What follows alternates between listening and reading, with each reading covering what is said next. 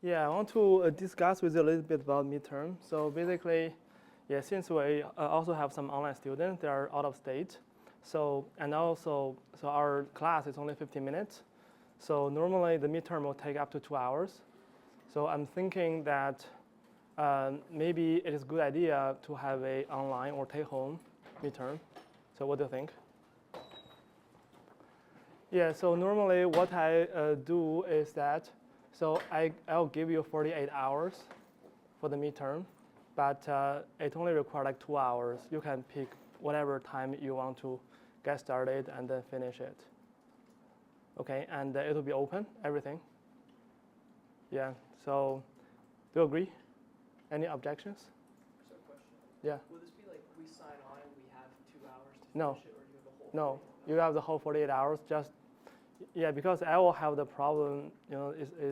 So I will give you the problem was made by myself, right? So you will not find them online. Yeah, maybe you can find something similar online, but it's a new problem. So yeah, just don't use ChatGPT to solve it. Hopefully, yes. So when is the midterm? Yeah, I'll say that next. So I'm planning to have the midterm on the week after the spring break. I think so the spring break is this week, right? Start from 17 to 21. I think we should be able to finish everything either by Friday or next Monday. So if we have the midterm right after that, I think that'll be too tight. Yeah, and I just uploaded homework 3, which is the big homework, and so that covers everything we cover in the midterm. Okay, I want to give you more time to study, probably during the spring break, and I'm thinking to have the midterm right after spring break, like in 26, and then you're gonna turn it in 28, right? Like starting from the 9 a.m. in 28, and then finish at 9 a.m. in 28. Yeah, what do you think? Yes. Is it going to be like a take-home? Sorry? Is it going to be a take-home test? Or Yeah, take-home test. Okay. Yeah, because we have some out-of-state students, and they have to fly here to take the midterm. So I think, yeah, maybe there's some difficulty, and also we need a new classroom to do that. So because we only have 15 minutes for each lecture, right? And we need 2 hours for the midterm. Okay, I think that it would be my plan. So any objections? Let's vote. Who thinks it's okay?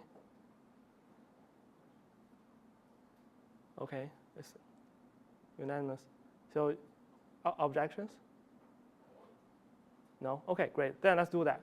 Okay, so yeah, I'll send an announcement today. So we're gonna take the midterm at 26 and then finish at 28. And it will cover everything up to before sampling. So from sampling, that is where we'll start talking about digital communication. So basically everything in analog communication. Okay. Okay, let's see what we covered in the previous lecture. Yeah, we're almost done for the analog communication. So basically, the last lecture, we talked about FM modulation, and also we talked about FM demodulation, right? For the demodulation part, we just talk about the very simple demodulation approach, right? Which is squaring, which is a differentiator approach, right? Differentiator and the envelope detection. Okay, so this is the narrowband FM, right? So we covered that 2 lectures ago, right? So basically, for narrowband FM, it's nothing but a DSB-SC modulator, right? So we just need to remember that because we're doing FM, it's in frequency, right? So we need to do an integral here to get a phase. Okay, so that's the only difference, except the 90-degree phase shift.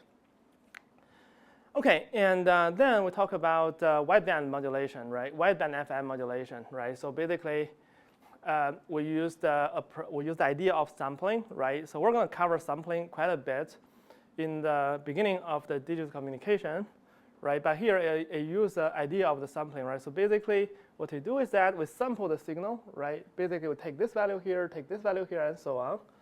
Yeah, there's something going on with the picture, but you know the idea. Okay, so and then we get m hat of t, right? So, and then we're gonna modulate m hat of t instead of mt, right? We think so. M hat is a good approximation of mt, right? Because the sampling rate is high enough, right? Or the distance between these 2 points is small enough, okay? And later on, we're going to see that, if we satisfy those kind of conditions, so we can exactly recover MT from M hat, basically, okay? But here, we don't use that property. We just want to make sure that sampling rate is big enough. And here, we did some frequency analysis here, right? So basically, this is M hat, right? So for each M hat, it equals to M of Tk, okay? And K is the sampling index, right? And from here, we can see it's a cosine multiply a rectangle signal, right? And then, it's not an equal sign, right? So here should be S of F, right? So in the frequency domain, so it will equals to the summation of two signal. So it looks like this, right? So I have one part here, and we have one part here, right? The important thing here is that the width of this is 1 over t. So you may imagine, right? So basically, so if t is big, then this will be small, okay? Very nice. And here, so yeah, because we're not only have one frequency component, right? We have multiple frequency components. If we define the highest frequency component, or the highest amplitude of MT is MP, so this is the signal, the FM modulated signal in frequency domain, but we show only the right-hand side, right? We didn't show the negative part, right? For the positive part, so this is the value here. So we don't have anything beyond this point, right? The value here is this one, and the value here is this one, right? So all of them are in the positive side, right? And then we can see, okay, this is the width of this signal, right? And each of them represent a different frequency component, right? And so basically, and we can see for the bandwidth, so we need to add this 1 over t here, and we need to add 1 over t here, right? And 1 over t equals 2b, right? Because the sampling rate. So this is the bandwidth of the FM modulated signal, okay? But we consider that is too pessimistic because, so even we ignore this part, okay? For this part, for only this part, we have 4b, right? Where b is the bandwidth of MT, okay? So that's very pessimistic and conservative. Okay, then we want to get something better, right? And we define a very similar, so we're going to define a very similar concept compared to the amplitude modulation, so which is called what? Frequency modulation index, right? So basically, in order to do that, so first we define the peak frequency deviation. So that is defined as the highest, that's defined by the frequency sensitivity multiplied by the highest amplitude of the modulated signal, okay, and denoted as a delta F, right? And then we determine the frequency modulation index, so which is the ratio between the peak frequency deviation and the bandwidth, right? So that's very similar to the modulation index in the amplitude modulation, where it's defined by, the variation of the magnitude over the total magnitude, right? So basically, the highest magnitude, sorry, yeah. And by defining beta equal to that, we can write the bandwidth of FM basically equal to this value. Yeah, I forgot to cover the Carson's rule, right? For Carson's rule, empirically, we can get rid of the 2 in front of the bandwidth, right? So we can save some bandwidth here. So empirically, I think that works. So basically, because of Carson's rule, then the bandwidth of the FM modulated signal is like this. Okay, and we can see compared to the DSB or DSB-SC or AM signal, the only difference here is this beta, right? If there's no beta, then the bandwidth is exactly the same as the DSB-SC or AM, right? And now we have this beta, right, where when beta is small, right? Beta small meaning that the frequency deviation is very small. Remember, this equals to MP times KF, right? When that is small, so we go into the narrowband FM regime, right? So which we use the DSB-SC modulator, right? This sort of makes sense, right? So then we have, so if beta is very small, roughly speaking, the bandwidth will be 2b, right? When beta is big, so that will be this formula, okay? So that's basically it for the modulation. And for the demodulation, so we cover one approach, which is to use a differentiator plus envelope detector. So basically, what we do is that we use here as our input modulated signal, and then we use a limiter first, right? Just to, so the constant in front of the cosine, in front of the carrier, it can be a function of time, right? Because of the channel, property. Okay, so I want to limit. We don't want that value to be very high. Okay, so we use a limiter here to limit the highest value of that carrier, and then we pass that through a bandpass filter, right? And the center around omega c, and then we use a differentiator, right? After the differentiator, so we got our signal in front of the formula. Okay, and then we use a envelope detector that we use for the DSBSC modulator. We can get back the original signal. Okay, so it sounds like a very complicated process, but in practice, we can implement everything by a single circuit, right? If you look at the book, they use what? They use a high-pass RC high-pass filter to do that, right? The reason is that, so this is theory, but in practice, so what we do is that, so we need to think about, okay, for this operator, it's a differentiation, right? So in time domain, it's a differentiation. Then in frequency domain, that is a what? Right, if it's, let's say, x of t, we do a derivative in the time domain correspondingly. So in the frequency domain, so what happens? By j omega. Very good, right? It's a j omega. So basically, in the frequency domain, it's a linear filter. Okay, so basically, in practice, what we do is that we just use a high-pass filter, so that will look like that, right? But we don't use this part, we use this part to do the differentiation. Okay, and then we can do a derivative very easily. It's just an RC filter. Okay, so this operation is very manageable. But performance, you'll see there are many approximations, and the performance, might not be extremely good. Okay. Okay, so this is what we covered in the last lecture.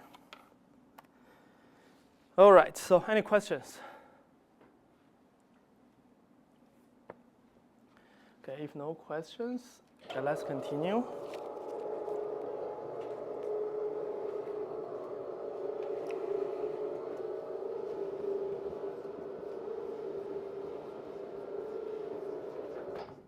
So today is our lecture 21. And then, first of all, we're going to cover demodulation. Continue demodulation of FM signal. So here, in particular, we're going to cover one complicated demodulation approach, which is called phase-locked loop, or PLL. Okay, so the performance of that is good, and here for the demodulation of FM, so it just so the goal of PLL is not to demodulate FM, right? You can see from the name, phase-locked loop basically means that they want to lock the phase, right? So that's the goal of it. But as a byproduct, we can actually use that to demodulate FM. Okay, we're going to see how we can do that. And in addition, so let's see. Yeah, probably we'll just cover that today, but I'll give you everything I want to cover before the midterm. So next topic is the PLL in presence of modulation. So basically, yeah, because we spend lots of time on PLL, so this is another application of PLL. So basically, as we said before, for the DSBSC signal, right, there's no carrier to be transmitted. Right? How can we do the coherent demodulation, right? Where we need a carrier, right? Just use the multiply by cosine in the demodulator, right? But we need the carrier, right? Do you remember? So we have a phase difference, right? We need to figure out the phase difference. So PLL can help us to do that. Okay. So we're gonna see how we can use PLL to get the phase difference, or to track the phase of the modulated signal, and in the case of DSBSC, okay, so that's an application of PLL. And then, so after that, we're going to talk a little bit of the super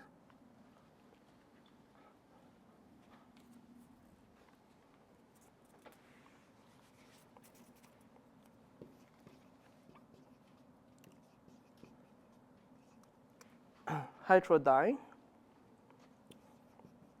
receiver.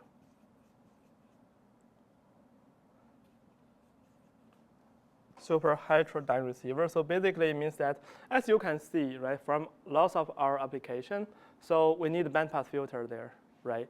But for some of you who studied this filter design, so it is very hard to design a filter at any frequency, right? Normally, filter is designed for a particular frequency, right? So we don't want to design a high quality, high Q filter in any frequency, right? How can we deal with that problem, right?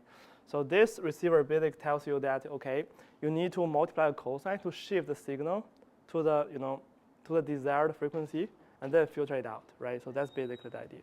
Okay, and after that, we're going to cover a little bit for application.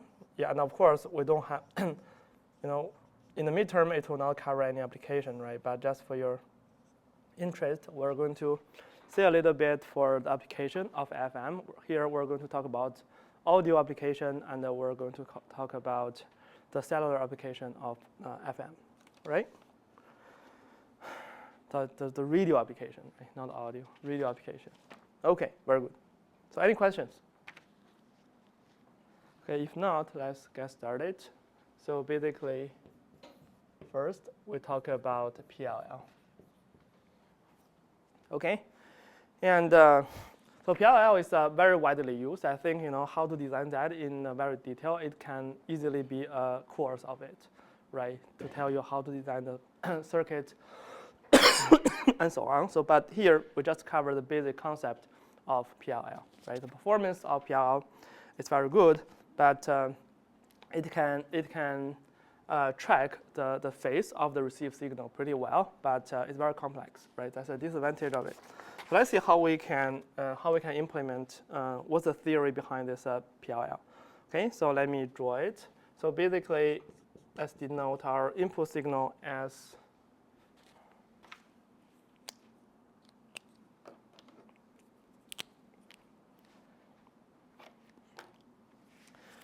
this. So basically, we have FM modulated signal cosine omega c plus, let's denote that as theta I of t, right? So this is a general form of our FM signal, right? So here, it could be FM, could be PM, doesn't matter. But the goal here is to see what the value of that is, right? So I want to figure out that is, right? Think about it, right? So let's say if S of t is not FM signal, right?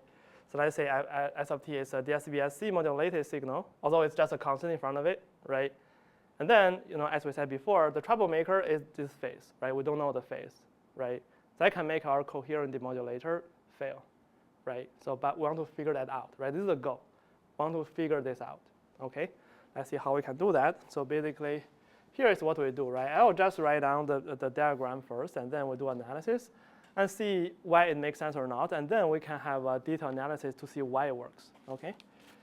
Let's see, so basically, first of all, we multiply this with a sine signal, okay? So,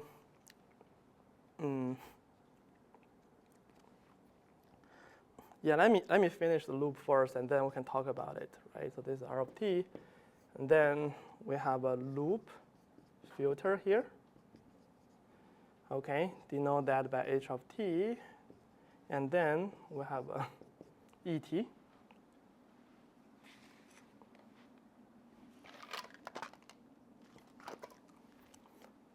Normally in this class, when we write about e of t, so basically this means an error term, right? E means error. Okay, then we feed this back. So basically, we're going to feed this back. So first of all, we have VCO here. So VCO means voltage controlled oscillator. Okay, so basically it means that the input is the voltage, right? But the output is a cosine. Okay, so and the frequency will oscillate it based on the input. Okay, and so basically, let me write it here.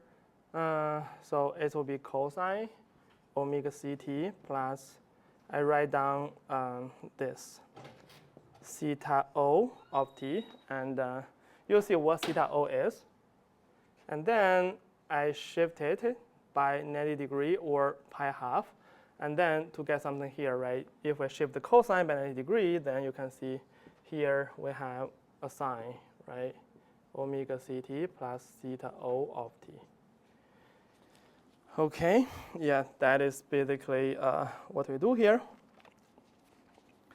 Yeah, there's a constant in front of it. Let it be, okay?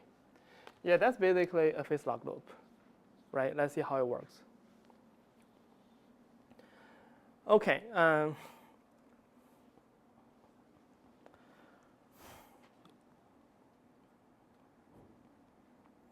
Yeah, let's see where we can get started. So maybe let's just analyze the signal one by one, right? Let's see what RT is first. So RT is nothing but the input signal ST multiplied by the sign, right? So I'll write it down directly. So that will be A times B, right? We have two constants here. And then we have a cosine, omega ct plus theta I of t, and multiply by the sine, omega ct plus theta o of t. Okay? So yeah, that is basically what RT is. So let's do some simplification, right? We have a cosine multiplied sine, right? So we use the trigonometric identity to break it into two terms, right? So basically, a cosine multiplied sine is a cosine. So this guy minus this guy, and then plus sine, this guy plus this guy, right? So it's a sine, not a cosine. So here we have a sine. So this minus that. So we can see, so if we use this minus that, this omega c and omega c will be canceled. So right, we have theta I of t minus theta o of t. Okay, very good. And then we add what? This plus that, right? 2 omega c of t, 2 omega c times t, and plus theta I of t plus theta o of t, right? And then, okay.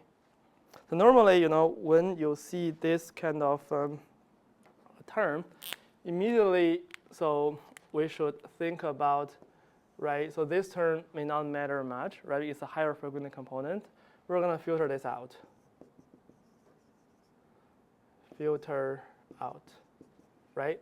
So that part is gone, okay? And you may imagine, so part of the filter would be the low-pass filter, right? But it's not the whole story. And the other thing is, so for this part, it's a theta I minus theta O, right? For the theta I minus theta O, so that's basically the phase error. Okay, and via this system, so our goal is to make this error goes to 0. Okay, that's our goal. Does that make sense?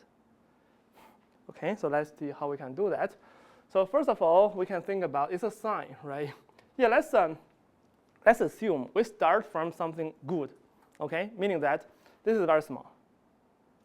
Okay, the error is already small, right? If the error is small, then what does the sine look like? Right, a sine signal basically look like this, right? But when the error is very small, it basically means that we're operating on this regime. Okay, so in this regime, so we can approximate a sine x by x. Okay, does that make sense? It's kind of first order Taylor approximation. If you do a Taylor expansion, then when x is small, then all the higher order terms are ignored, right? So basically you can, so then, in practice, we can assume this guy, the entire thing, equals to theta I minus theta 0. Right? Does that make sense? Okay, very good. Okay, then, let's assume that the loop filter just did the low-pass filtering for now, okay? And then we just get rid of this part. Yeah, there's a half, right? Forgot the half. And then we can write the error here, E of t, just equals to the first term, right? It's AB over 2 and the sine theta I of t minus theta 0 of t. And as we said, right, so we can do the linear approximation for the sine signal when the error term is small, then that equals to a b over 2, and then basically theta I of t minus theta 0 of t. Okay? Then the output can be understood as the difference between theta and theta 0. So get the difference. So which is very good, right? So here we assume that this is very small. Okay?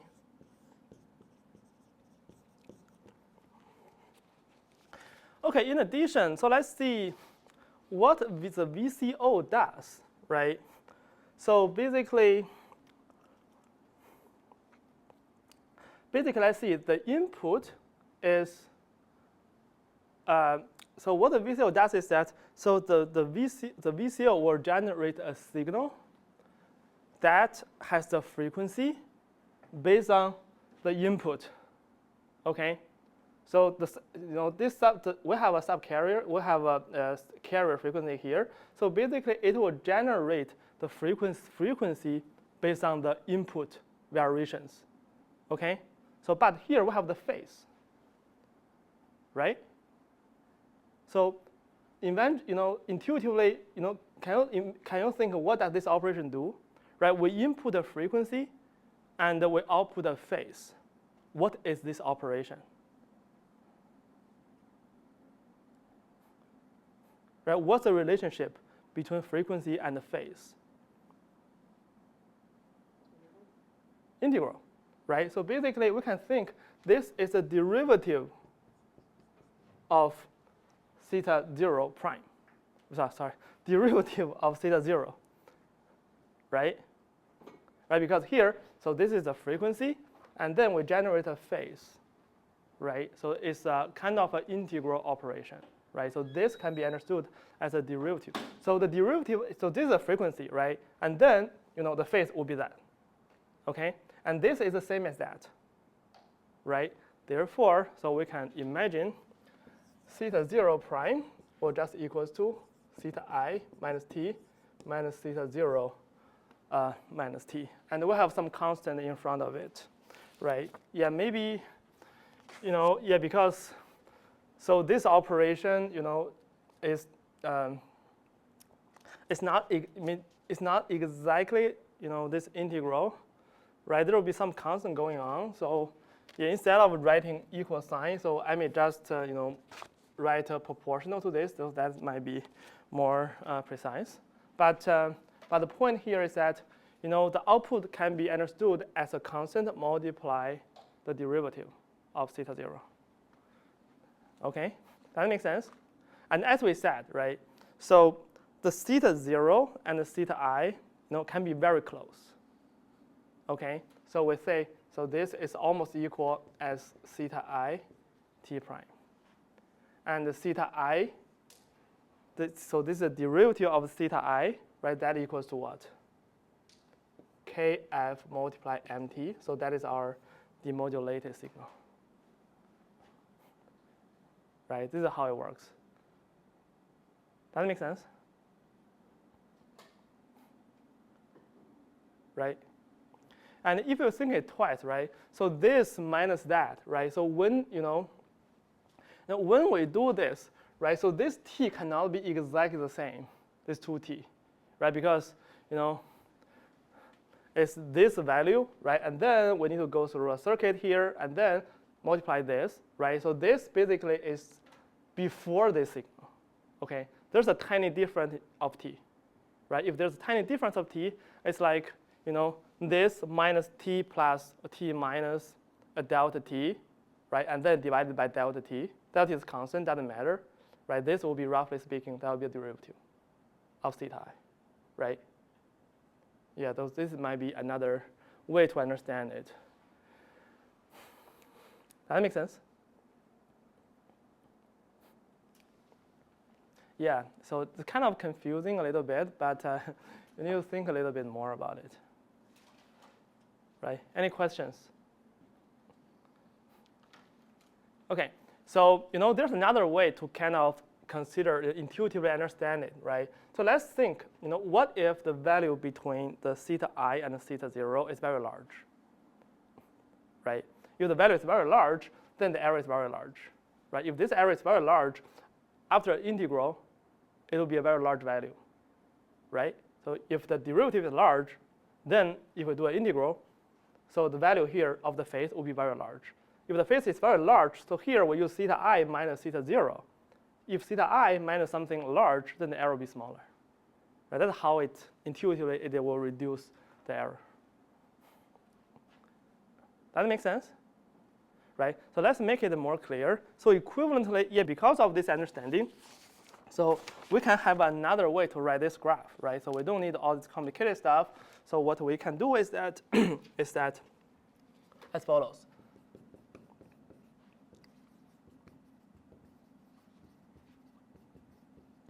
Yeah, let's do some detailed analysis. So basically, equivalently, we can think that as follows. Let's see the input is theta. Okay, theta means theta I, so somehow use a different notation here. And then what we do is that we minus it with the estimate, which is theta hat. Right, theta hat is a theta 0 there. Okay, and then we multiply a constant Kp. Okay, yeah, because this is a phase, right? So that's why I write Kp here, and then we pass that through a loop filter. Yeah, I denote it by f of t here. Okay, and then after this, so here will be error. Then we feed the error back, and as we said, so what we do here is an integral operation. We have a constant, and then of integral from infinity to t, right? And then we get theta hat. So this figure would be the same figure as that, but just more clear. Okay, so that is what we're doing here. Is that clear? Right? Okay, now from this figure, I think it's maybe a little bit more clearer, right? Let's assume that difference between theta and the theta hat is very large, right? Then the value here will be very large, right? If the value here is very large, then we're gonna feed back something this is large, right? Large means that it is more clear, it's closer to theta, right? Then the error becomes smaller. That makes sense?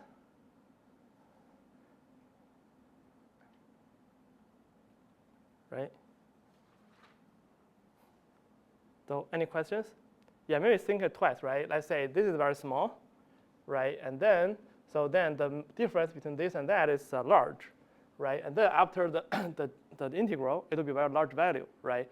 And then, so large value means that will be increased, right? And this minus that will become smaller, right? That's the rough idea of the phase log loop.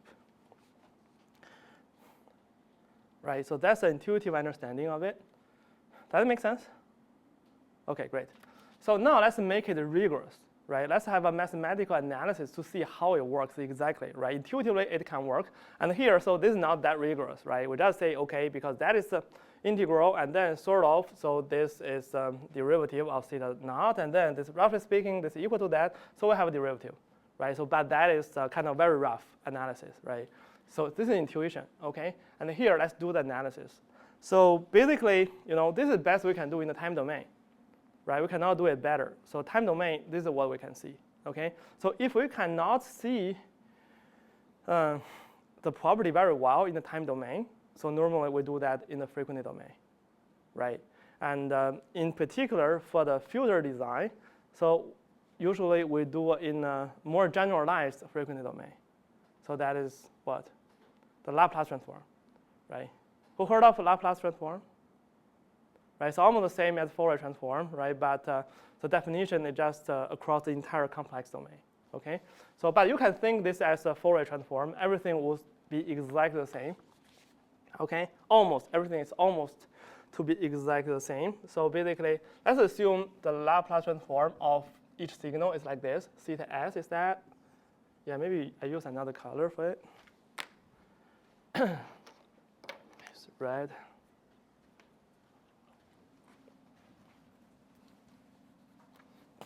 Yeah, let's assume here is a theta s. Here is theta hat of s. And so Kp is just Kp, right? In Laplace, it doesn't change. And for the loop filter, so that is Fs, right? And then, yeah, let's denote the error term. So we denote the error term here as, let's write it here. So that's E of t equals to Kp. Yeah, define it after the Kp. Yeah, here's the error term. Kp theta t minus theta hat of t, right? And then the corresponding Laplace transform is capital E of s, Kp theta s minus theta hat of s.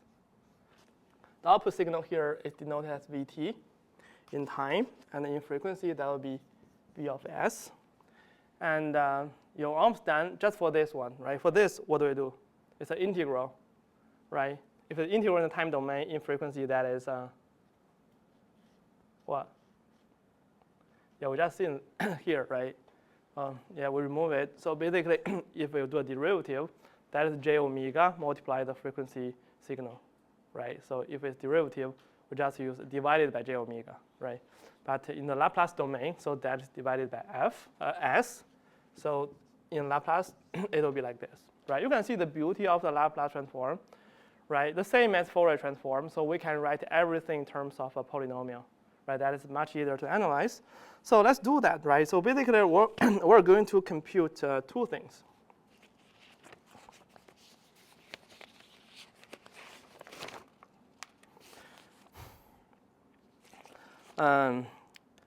Yeah, one thing is the ratio between this and that, and the other thing is the ratio between the error,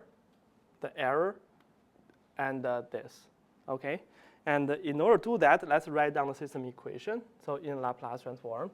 So basically, yeah, so let's assume this is where we ended, right? So we can write theta s hat s, so equal to, we start from here, right? So if we start from here, is that we have theta s, right? And then we do a minus theta hat of s, and together everything.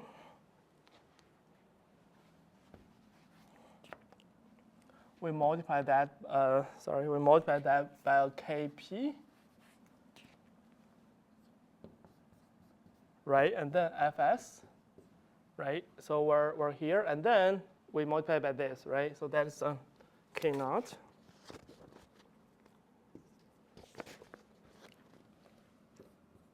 over S, and then that equals to this, right? So this is the system equation.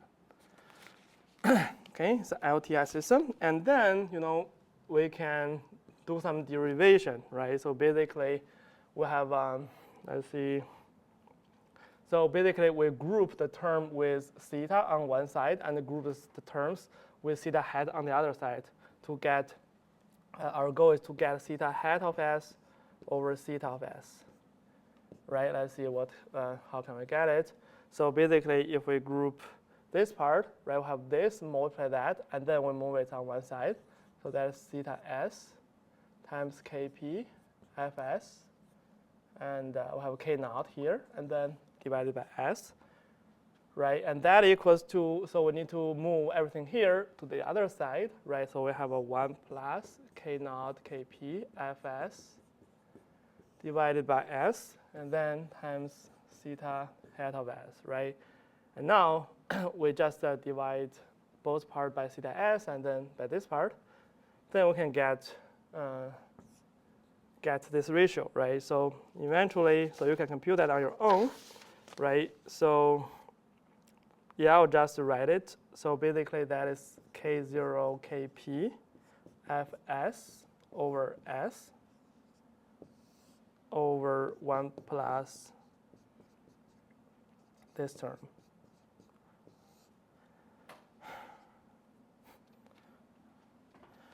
Okay, so that's basically what it is, right? So if we move this to the other side, right, so we can see that, the output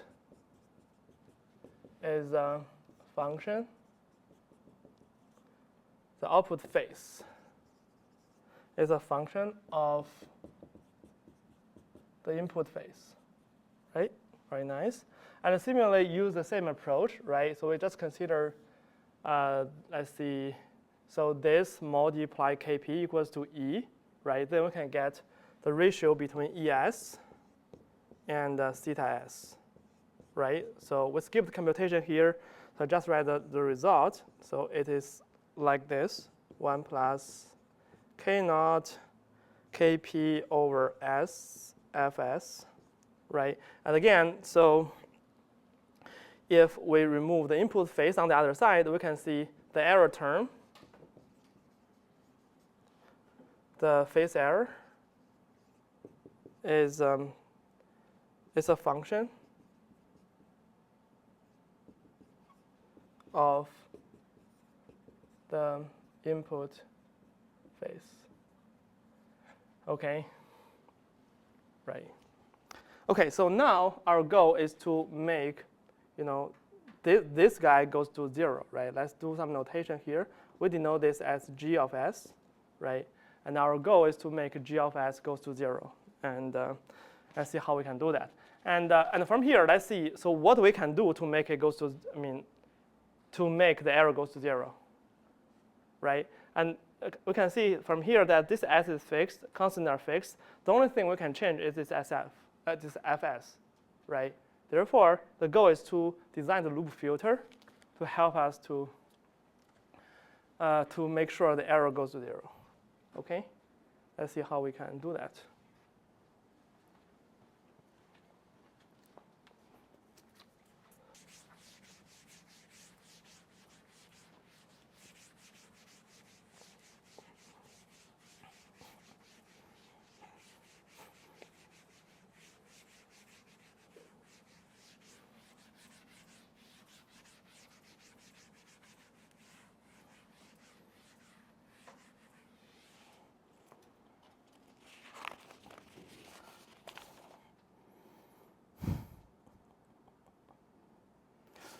Okay, so in order to do that, so let's have some assumption here.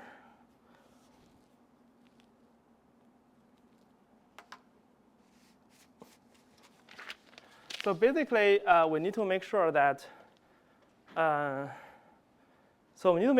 this the error goes to 0, right? In order to make sure the error goes to 0, so we need to know the exact form of theta of t. Right, let's see what the theta of t look like, right? So basically here we use a linear model for theta of t. Okay, so assume the phase changing is like this. So it's a linear model. So starting from at some phi 0, and then so it changes through a affine function, right? So basically, yeah. So here the frequency, if the frequency is delta omega, right? So this is how much it changed, right? So basically, that's a linear function. So in other words, we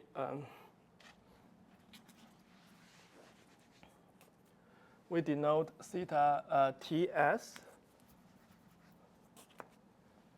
delta omega times t and plus phi 0. Okay, so that's basically what this model tells us. And this phi rho is called the fixed phase offset. And so this delta omega is called fixed frequency offset. Okay.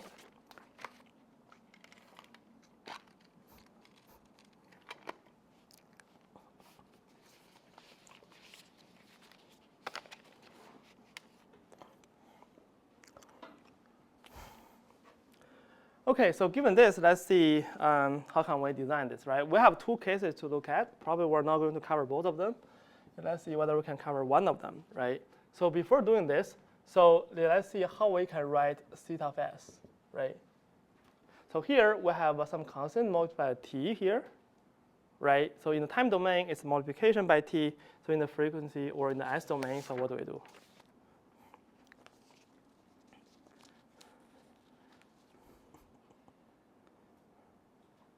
Okay, it's like this. See whether that makes sense or not. You can check the property of the Laplace transform. So basically, we need to divide it by s squared and then plus a constant here. So this constant is rho divided by s. Okay, and given this, so now we can write the error term, right? So basically, the first case we're going to look at is called proportional control, right? By proportional, yeah, all of this is for different form of fs, right? For proportional control is very easy, so we just let fs doing nothing, it's just 1, okay, in the S domain, okay? And in this case, we can write it as, so based on that formula, right, we can write E of s, so that equals to, right, this kp over 1 plus k naught kp over s, right?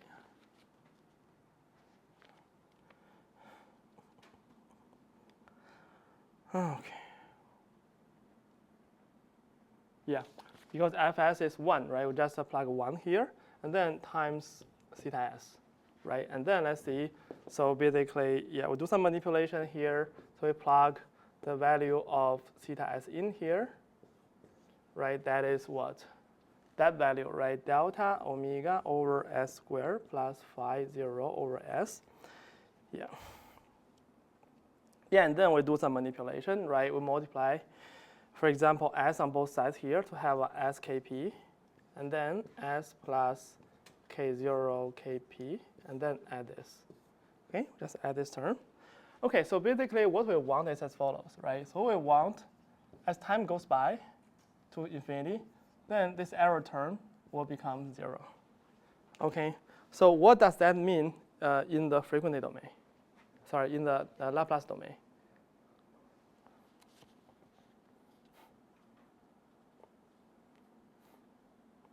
Right, there's a theorem called final value theorem, or we call that SVT.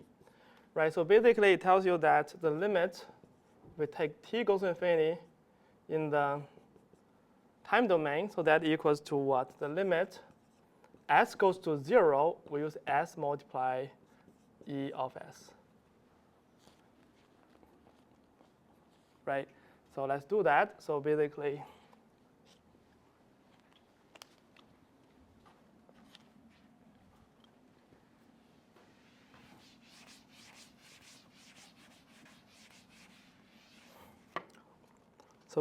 what we do here is that we take the value s goes to 0, and then we multiply s here, right? Then we have s squared, s, yeah, maybe you just directly write it, s squared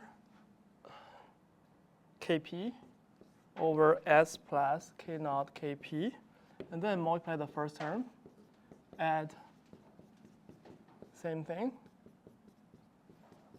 multiply the second term. Okay, so let's see what do we get, right? And so